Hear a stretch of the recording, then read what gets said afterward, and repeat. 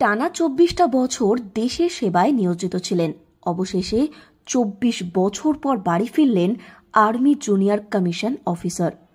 উৎসবের দিনে যখন সকলেই আনন্দে মেতে ওঠেন, তখন বর্ডারে নিজেদের দায়িত্ব পালন করেন সেনাকর্মীরা। তাঁদের জন্যই রাতের নিশ্চিন্তের ঘুম আমরা ঘুমোতে পারি। পুরুলিয়ার বলরামপুরের ছেলে রিয়াজ আনসারি দীর্ঘ 24টা বছর দেশে সেবা করে বাড়ি ফিরলেন তিনি।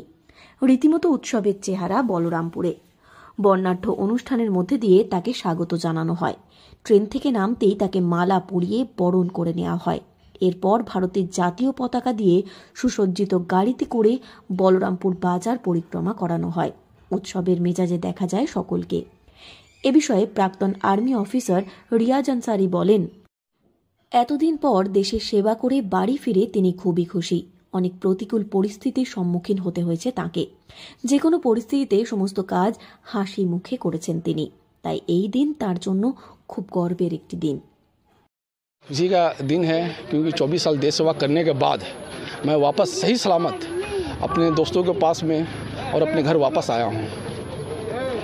जो हमने देश सेवा किया है वो बहुत कठिनाई के साथ हुआ है, तो वो हंसता हुआ हमने किया है। हमारे नौजवान हैं जो आज के समय बलरामपुर में, वो भी हमें देख के इम्प्रेशन हो और वो भी देश सेवा के लिए ज़्यादा से ज़्यादा नौजवान आगे आए। এ বিষয়ে এলাকার বাসিন্দা বিজয় কুমার সাউ বলেন, রিয়াজ আনসারির অবসর গ্রহণ করে বলরামপুরে ফিরে আসায় তারা সকলেই আনন্দে আপ্লুত। আগামী দিনে তিনি নবপ্রজন্মের কাছে আদর্শ হয়ে উঠবেন। ভালো লাগছে এখানে আমাদের সব আমাদের যত ছেলে আছে অনেক খুশি হয়েছে। আমাদের মন থেকে অনেক আনন্দ আছে। যে কাজটা করে এসেছে আমরা চাইছি যে আমাদের ইয়ং ছেলে করুক, আমরা আগে যেমন দেশের জন্য কিছু করতে পারি। অনেক ভালো লাগছে। জিনিস হচ্ছে দেখে দেখে আরও মানুষ কিছু শিক্ষা পাবে। দেশের সেবা করে সুস্থভাবে রিয়াজ আনসারি বাড়ি ফিরে আসায় তাঁকে ঘিরে খুশিতে মেতে উঠেছে তার পরিবারের সদস্যরা। অধীর আগ্রহে এই দিনের অপেক্ষায় ছিলেন তারা। খুশি লাগছে, এতদিন পরে কাকু বাড়ি ফিরে এসছে। পুরো পরিবার এক জায়গায় হয়েছে, তাই আজ কাকুর সাথে সবাই পুরো দিন সেলিব্রেট করবে। নানাভাবে খাবারের আয়োজন করা হয়েছে। ফলে অনেক খুশি, কারণ কাকু এতদিন পর সুস্থভাবে ফিরে এসেছে। আমরা চাই যে সবাই এভাবেই থাকুক, সবাই সুস্থ থাকুক। জানা যায় 2001 সালের ফেব্রুয়ারি মাসে তিনি ভারতীয় সেনাবাহিনীতে যোগদান করেছিলেন। সেই সময় দিল্লির সংসদ ভবনে জঙ্গিদের বিরুদ্ধে লড়াইয়ে সামিল হন। 2002 থেকে 2003 প্যারেন্ট রেজিমেন্ট ইন্ডিয়ান আর্মির আর্টিলারি সেন্টারে নাসিকের ময়দানি তোপখানায় কর্মরত ছিলেন।